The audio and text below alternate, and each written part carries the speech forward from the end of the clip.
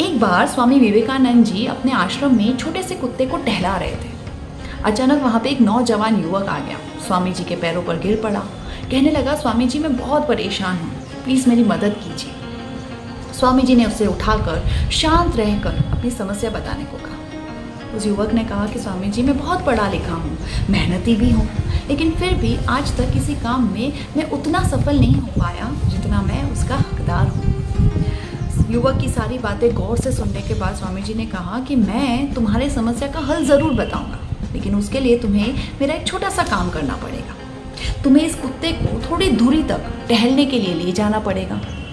अब युवक को स्वामी जी की ये शर्त बड़ी अजीब लगी, लेकिन उसने सोचा कि छोटा सा काम है, कर देता हूँ, इसके बदले में मुझे मेरे सवाल का जवाब मिल जाएगा।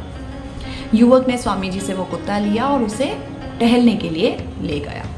तकरीबन आधे घंटे बाद जब वो युवक वापस आता है तो स्वामी जी उसकी तरफ देखकर कहते हैं कि ये क्या, तुम दोनों गए तो साथ में ही थे, फिर ऐसा क्यों है कि तुम इतने शांत हो और ये कुत्ता इतना थक गया है, इतना हाफ रहा है। उस युवक ने कहा कि स्वामी जी आपका जो ये कुत्ता है बड़ा ही चंचल है, बड़ा ही शरारती है। जिस रास्ते पे मैं उसे ले जाना चाहता था उन सभी रास्तों को छोड़कर ये किसी और ही रास्ते पे मुड़ जाता था। यहाँ तक कि दूसरे इंसानों और जानवरों को देखकर डिस्टर्ब होता रहता था, उन पे भौंकता था। यही कारण था कि इसे अपने लक्ष्य तक आते आते इतना समय लग गया और ये थक भी गया। स्वामी जी ने मुस्कुराते हुए कहा कि तुम्हारी समस्या का भी यही हल है।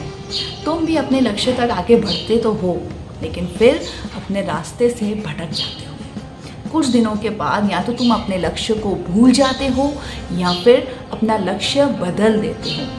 यही कारण है कि तुम थक तो बहुत जाते हो लेकिन अपने लक्ष्य तक कभी पहुंच नहीं सकते।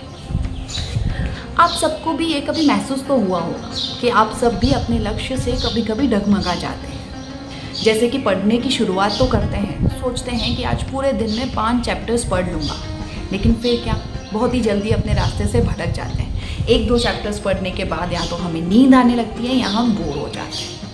कभी सोचते हैं कि मुझे ये नई स्किल सीखनी है और उसके लिए मैं एक दिन में कुछ घंटे इस नई स्किल को सीखने में बिताऊंगा, लेकिन फिर क्या, कुछ ही दिनों के बाद हम वो नई स्किल को सीखना बंद कर देते हैं। अब आप ही बताइए, अगर पूरी जी जान से किसी चीज़ को सीखने की या पाने की कोशिश नहीं करेंगे तो क्या आपको मनचाही सफलता मिलेगी? क्या आप अपने लक्ष्य तक पहुंच पाओगे?